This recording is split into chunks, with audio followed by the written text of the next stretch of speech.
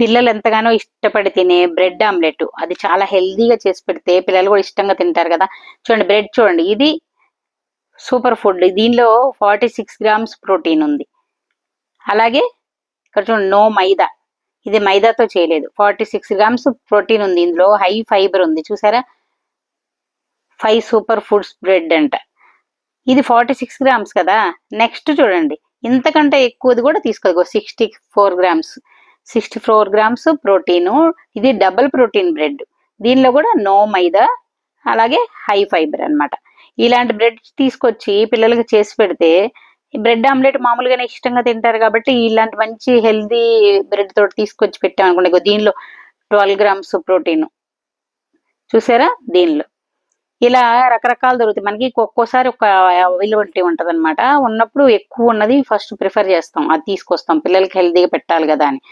తర్వాత ఆమ్లెట్ వేయడానికి రెడీ అయ్యాను. చూడండి, ఎగ్ పగలగొట్టేసి కొంచెం ఉప్పు, పసుపు, కారం వేసేసి దాన్ని బాగా ఫోర్క్తో బాగా గిలకొట్టేసి ఇప్పుడు పెనం మీద ఆమ్లెట్ వేస్తున్నాను. చూడండి, ముందు బ్రెడ్ ఫ్రై చేసుకోవాలి. కొంచెం మామూలుగా మన బయట షాప్లో అయితే బ్రెడ్ ఫ్రై చేయరు, పచ్చిదే ఇస్తారు. కానీ పచ్చిది అంత టేస్ట్ ఉండదు. మనం కొంచెం నెయ్యి వేసుకొని ఇలా ఫ్రై చేసుకొని, నెయ్యి కానీ బటర్ కానీ వేసుకొని ఇలా కొంచెం లైట్గా ఫ్రై చేసుకుంటే టేస్ట్ బాగుంటుంది బ్రెడ్ ఆమ్లెట్.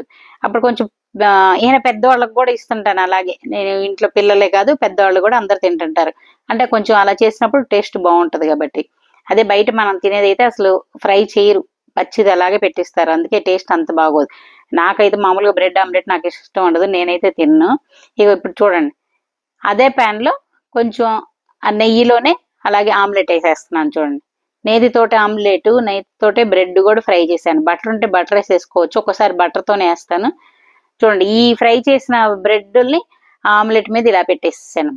అది తడి ఉంటుంది కదా, అలా అతుక్కుపోతుంది. ఆల్రెడీ ఫ్రై చేశాను కాబట్టి ఏమి ఇబ్బంది లేదు. అదే పచ్చిదైతే అంత బాగోదన్నమాట.